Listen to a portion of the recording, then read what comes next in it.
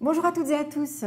Un grand merci tout d'abord pour votre fidélité et votre motivation, pour votre participation donc, à toutes ces séquences du MOOC. Et la séquence du jour va nous permettre de parler des motifs de recours et des justifications du recours au contrat à durée déterminée. Donc bienvenue sur cette séquence sur les CDD toujours et donc qui va nous permettre de traiter spécifiquement des motifs de recours et des justifications. Voyons ce cas pratique, ou ces cas pratiques plutôt cette fois-ci qui vous sont présentés par Annabelle. La question posée par les deux cas qui sont évoqués par Annabelle, c'est de savoir s'il est possible de recruter les salariés en question en CDD et si oui, à quel motif. Donc premier cas, Annabelle souhaite recruter donc 2 personnes pour remplacer 2 salariés, Samia et Victor, et donc elle voudrait les remplacer par des salariés en CDD. Pour le premier cas, Samia, il se trouve qu'elle vient de donner sa démission et donc Annabelle l'a dispensée d'effectuer son préavis. Donc Samia est partie. Et donc Annabelle souhaite remplacer Samia par un salarié embauché en CDD. Le second cas, c'est donc pour remplacer Victor, un autre salarié de l'équipe d'Annabelle qui vient d'être victime d'un accident de travail et qui a été déclaré inapte temporairement sur son poste, et donc Annabelle l'a muté temporairement sur un autre poste. Mais du coup, elle a besoin d'embaucher quelqu'un sur le poste initial de Victor, et donc elle souhaiterait embaucher donc un CDD pour remplacer Victor le temps donc de la durée de son inaptitude. Donc, dans ces 2 cas de figure, Annabelle a-t-elle valablement la possibilité de recourir à un contrat à durée déterminée, et si oui, pour quel motif? Voyons. Alors, quels sont les motifs de recours au contrat à durée déterminée? Il y a 7 grandes catégories de motifs: le remplacement de salariés, l'accroissement temporaire d'activité, les emplois temporaires par nature qui sont les emplois saisonniers et les emplois d'usage.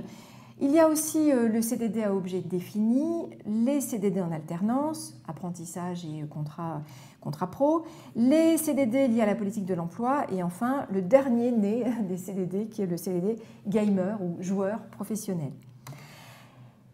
Revenons un instant sur le premier motif ou la première grande catégorie de motifs qui concerne les situations de remplacement de salariés absents. Pas moins de 6 situations de remplacement de salariés absents: l'absence ou la suspension temporaire du contrat d'un salarié, le passage provisoire à temps partiel d'un salarié, le départ définitif d'un salarié précédant la suppression de son poste, l'attente de l'entrée en service effectif d'un salarié recruté en CDI, le remplacement d'un chef d'entreprise, d'une personne en profession libérale, de son conjoint ou d'un associé non salarié, et enfin le remplacement du chef d'une exploitation agricole ou un aide familial, un associé d'exploitation ou son conjoint. Donc voilà les 6 grandes situations liées à un motif de remplacement de personnes qui nous permettent donc de faire un contrat à durée déterminée avec ce motif.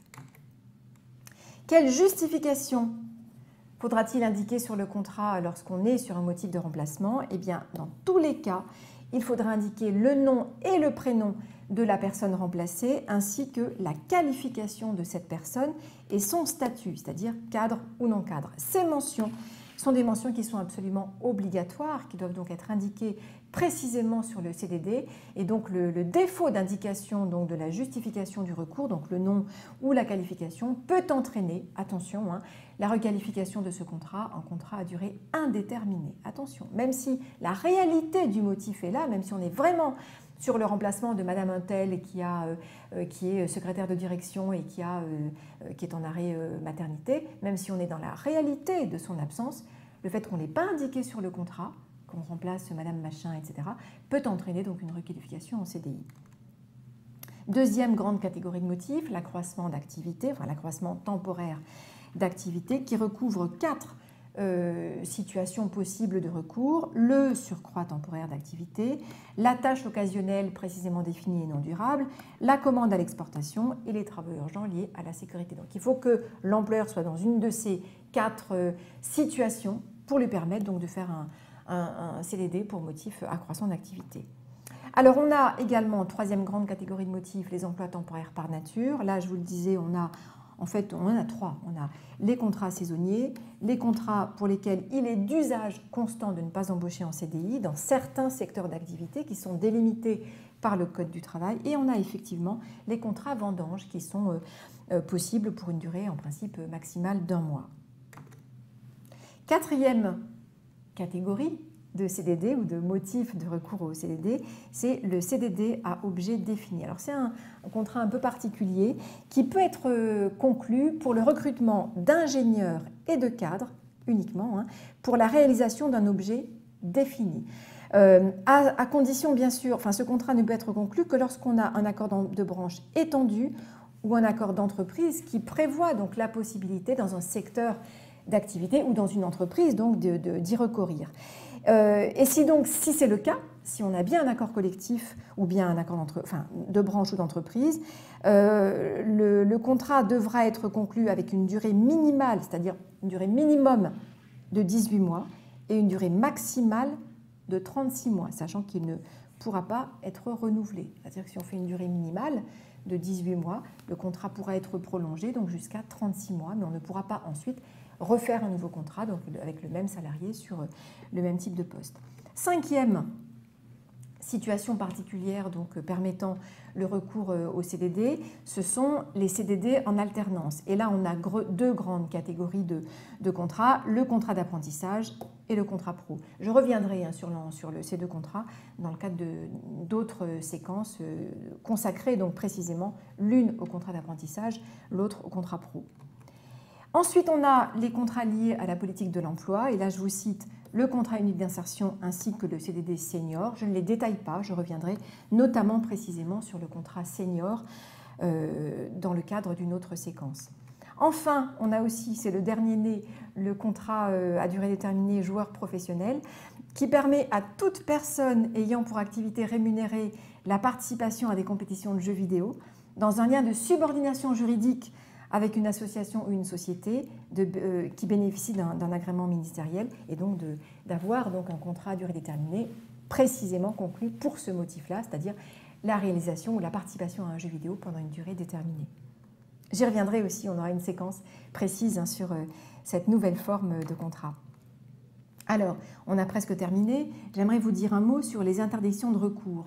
Au CDD, il y a quelques situations qui interdisent aux employeurs de recourir au CDD, notamment pour remplacer des salariés grévistes. Le droit de grève est un droit fondamental. On ne peut pas contourner le droit de grève en embauchant des salariés pour remplacer des salariés grévistes. Attention également aux travaux dangereux. Dans certains cas, il est interdit donc de faire appel à des CDD pour travailler sur certains travaux dangereux qui sont précisés sur une liste prévue par le Code du travail.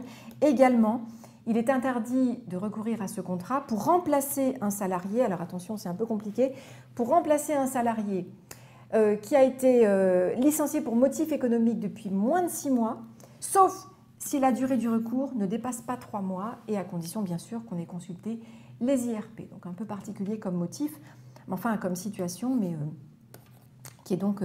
qui interdit donc le recours.